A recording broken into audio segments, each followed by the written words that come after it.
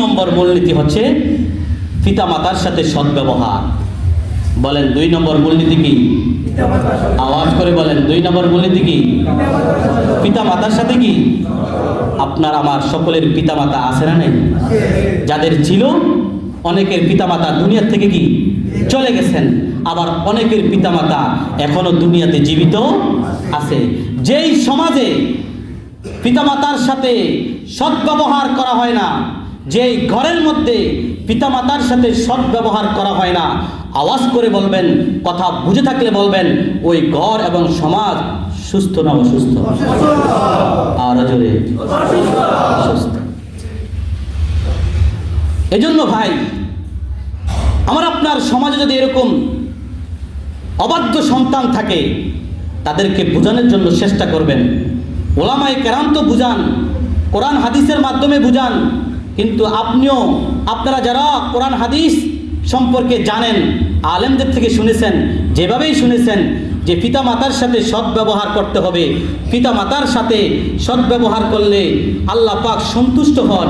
আর পিতামাতার সাথে যদি কি করে কেউ দুর্ব্যবহার করে, আল্লাহ পাক কি সন্তুষ্ট হন না নারাজ হন? আর জোরে বলেন, নারাজ হন। সুতরাং এদেরকে একটু বোঝানোর জন্য চেষ্টা করবেন যে পিতামাতার সাথে সদ্ব্যবহার ছাড়া অসৎ ব্যবহার করা যাবে। বলেন, যদি এই রোগটা যদি আমার আপনার সমাজে থাকে, সমাজ কি সুস্থ না অসুস্থ? আল্লামা ইকবালের নাম শুনছেন আপনারা? আল্লামা ইকবাল কি বলে? उमर पर तेरी मोहब्बत मेरी खिदमत कर रही, जब तेरी खिदमत की काबिल मैं हुआ तू चल बसे।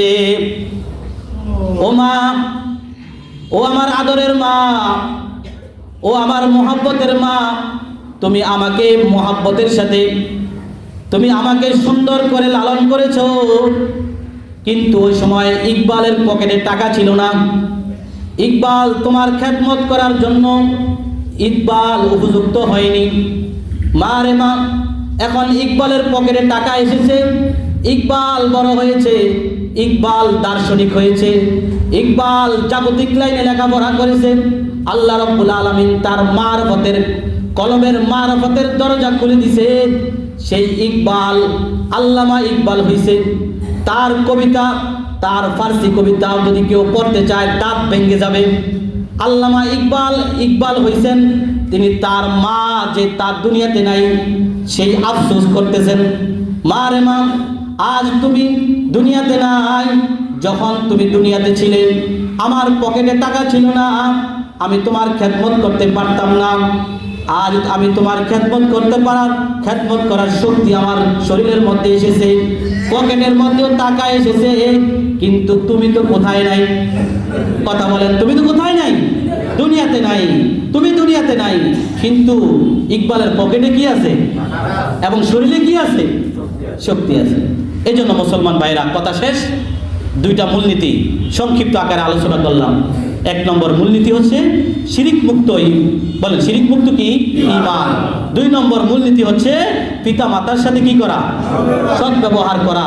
আল্লাহ ইনশাআল্লাহ আগামী জুমায় যদি আল্লাহ পাক হায়াতের মধ্যে বরকত দান করেন, এই পিতা মাতার সাথে সদ্ব্যবহার করা, এই বিষয়ে একটু বিস্তারিত আলোচনা করব।